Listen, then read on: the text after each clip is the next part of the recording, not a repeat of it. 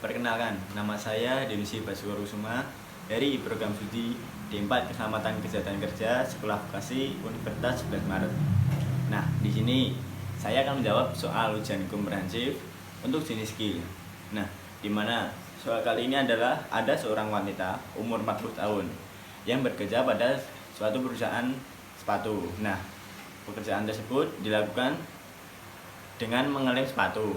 Nah, untuk wanita tersebut di sini sudah lama bekerja pada perusahaan tersebut, yakni selama 10 tahun.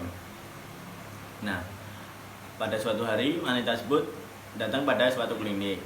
Nah, dia menderita mati rasa pada jari-jari tangan kanan.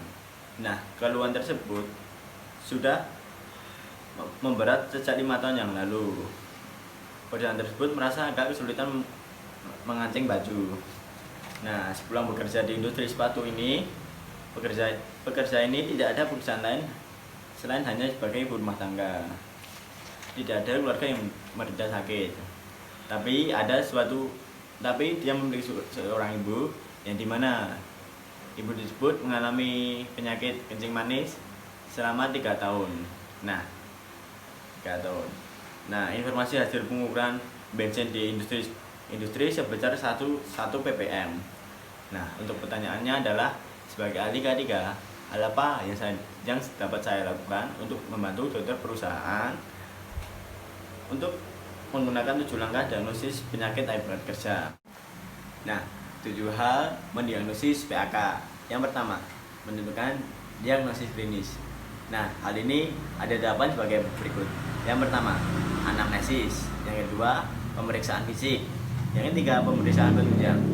Nah, tahapan yang kedua yaitu adalah menentukan pajanan. Nah, kali ini faktor yang kita ambil adalah faktor biologis, faktor ekonomis, dan faktor sosial. Nah, selanjutnya adalah menentukan hubungan antara pajanan dengan penyakit. Nah, untuk tahapan selanjutnya yaitu menentukan besarnya pajanan.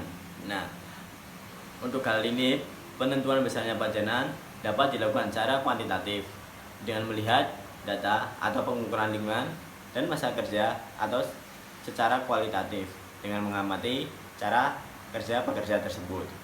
Nah, yang selanjutnya adalah menentukan faktor peranan individu.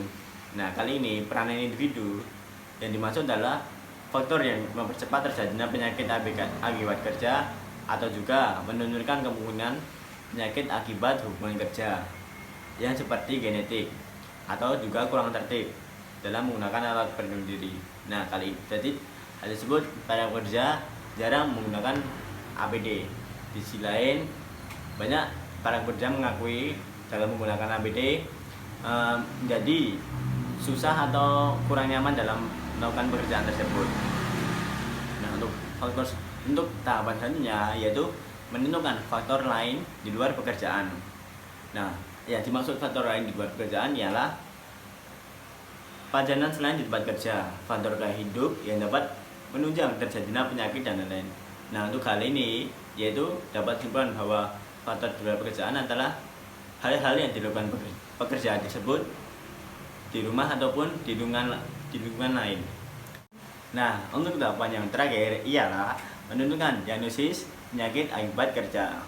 Nah, melalui beberapa tahapan yang di atas tersebut dapat dibuktikan bahwa minimal ada satu faktor pekerjaan yang berperan sebagai penyebab penyakit yang termasuk kategori PAK.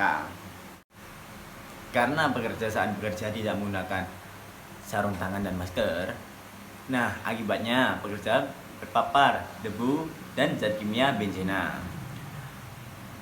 Akibatnya pajanan benzema terhadap penyakit yang dirasakan pekerja yaitu baal atau mati rasa, dikarenakan benzema berpengaruh pada syaraf pusat yang menyebabkan sindrom carpal tunnel.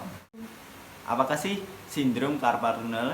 Nah, itu saraf yang menyediakan rasa pada tangan menjadi tersebit atau terhalang. Sekian jawaban dari saya. Terima kasih.